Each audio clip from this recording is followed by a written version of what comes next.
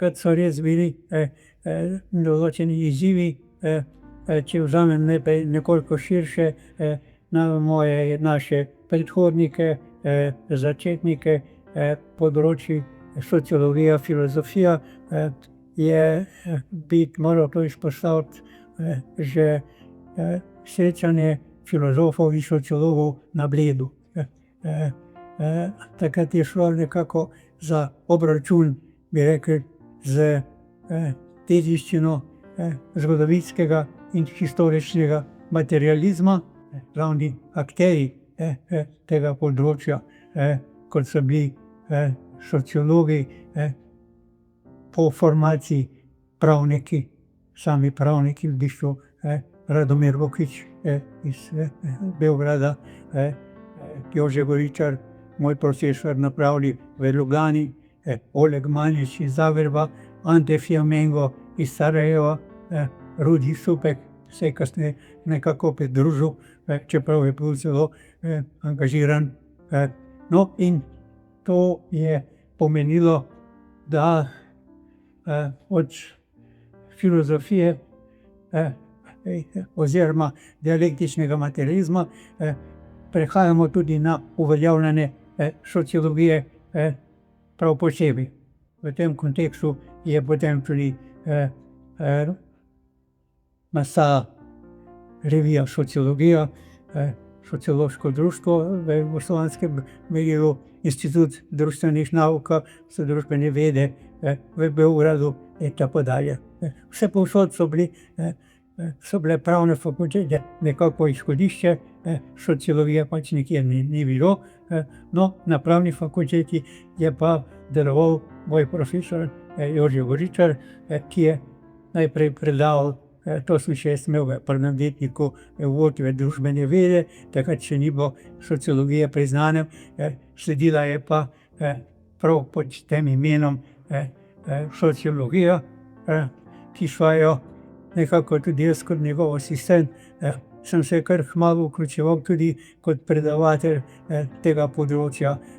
Ta moja osebna pot se je potem nekako iztekla v tem, da me je Goričar predlagal v prvi podiplomski študij sociologije v Jugoslaviji, to je bil pa na Institutu za družbene vede v Beogradu leta 1958.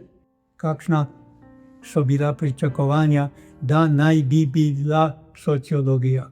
Načeloma naj bi bila sociologija marksistična, kritična in revolucionarna, konkretno pa poslušna, spravljiva in konformna. V ospredje naj bi postavljala interese delavskega razreda, vendar pa je bilo nesprejemljivo, da bi dejanske ugotovitve o dejanskem stanju delavstva v tedanjih razmerah predstavili javnost, da je bilo to povsem nekaj nesprejemljivega, nekaj, kar je politika blokirala, če smo to poskušali tudi na osnovi prvih anketnih in drugih raziskovanj. No, in ravno moje poznavanje teh ločenih področij me je izzvalo, da sem kot predsednik društva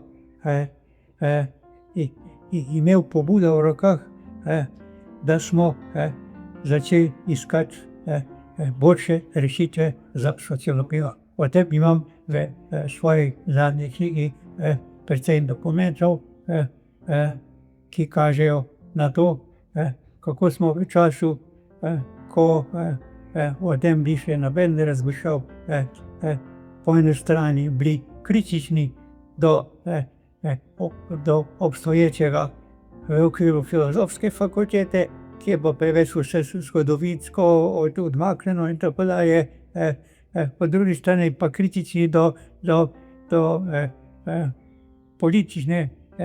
politične opredeljene, ideološko opredeljene vsebine na Visoki šoli za politične vede. No, zato sem si, da je bilo najpomembnejše tudi v današnjem času, da presežemo to razparceliranost, in da je med vsemi družboslovnimi področji in disciplinami ravno sociologija tista, ki bi morala bolj kot to danes počne,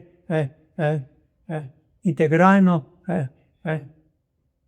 pokrivati in zabavati celoto.